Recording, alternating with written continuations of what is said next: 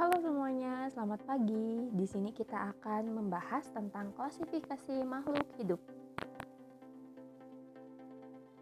Nah, ada peta konsep di sini. Ada klasifikasi makhluk hidup itu yang dipelajarinya ada sistem 5 kingdom dan susunan takson. Bisa dilihat ya pada gambar di bawah ini. Ciri-ciri makhluk hidup.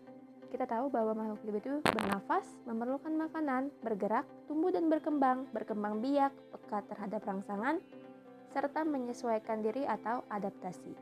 Nah, ini di sebelah kanan ada gambar tentang makhluk hidup yang sedang melakukan aktivitasnya. Keanekaragaman makhluk hidup. Nah, klasifikasi berdasarkan persamaan dan perbedaan yang dimilikinya. Klasifikasi juga berdasarkan ciri bentuk tubuh atau morfologi dan alat dalam tubuh atau anatomi. Nah, klasifikasi berdasarkan keragaman bentuk, ukuran habitat, atau tingkah laku. Nah, di sebelah kiri Anda ada gambar tentang beberapa jenis binatang. Nah, ini ada gajah dan sebagainya ya. Klasifikasi makhluk hidup adalah suatu cara untuk mengelompokkan makhluk hidup berdasarkan kesamaan ciri yang dimiliki. Nah, tujuannya mengklasifikasikan makhluk hidup adalah mempermudah mengenali, membandingkan, dan mempelajari makhluk hidup. Ilmunya apa sih? Ilmu yang mempelajari klasifikasi itu adalah taksonomi. Sedangkan bapak taksonomi yaitu Carolus Linnaeus. Nah, taksonomi masih digunakan sampai saat ini. Tahapan klasifikasi. Nah, tahapan klasifikasinya adalah mengidentifikasi, lalu mengelompokkan, lalu apabila dalam suatu kelompok ditemukan perbedaan, maka individu tersebut bisa dipisahkan dari kelompok. Nah, ini adalah binatang-binatang yang nanti akan dikelompokkan. Klasifikasi makhluk hidup, urutan takson dalam klasifikasi. Nah, biasanya makhluk hidup dikelompokkan dalam suatu tingkatan atau yang disebut takson. Dikelompokkan berdasarkan persamaan ciri-ciri yang umum hingga ke khusus. Bila semakin sedikit persamaannya, maka semakin jauh kekerabatannya. Ini adalah susunan takson. Jadi, yang di sebelah kiri Anda adalah susunan takson dari tumbuhan. Di sebelah kanan ada susunan takson dari hewan.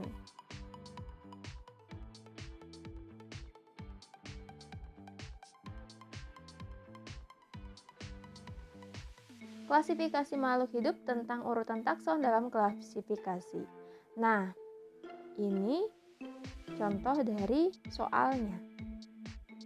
Misalkan, urutan takson dalam tumbuhan cempaka. Kingdomnya adalah Plantae, filmnya adalah Sparmatophita, kelasnya Magnoliophyta, keluarganya Magnoliales, familinya Magnoliaceae, genusnya Misselia, spesiesnya Misselia cempaka atau cempaka.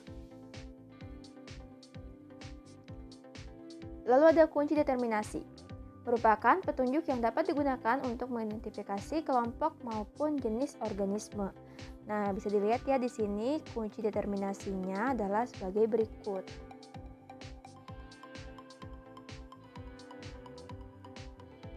Lalu ada metode penamaan ilmiah. Nah, menggunakan sistem binomial nomenklatur, yaitu terdiri dari dua kata Latin.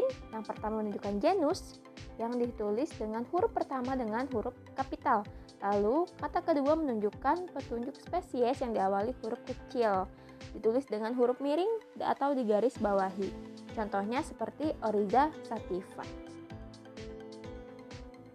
Manfaatnya apa? Manfaatnya memudahkan mengenal makhluk hidup, memudah mempelajari makhluk hidup, serta mengetahui adanya hubungan kekerabatan antar makhluk hidup satu dengan yang lainnya. Lalu ada mikroskop. Nah,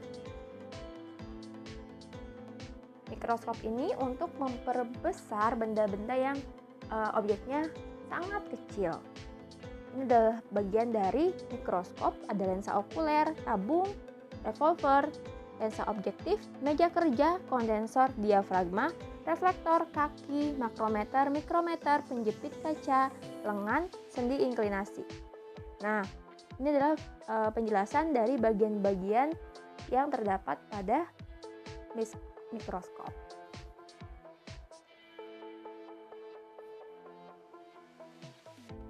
Oke, sekian pertemuan kita hari ini. Terima kasih.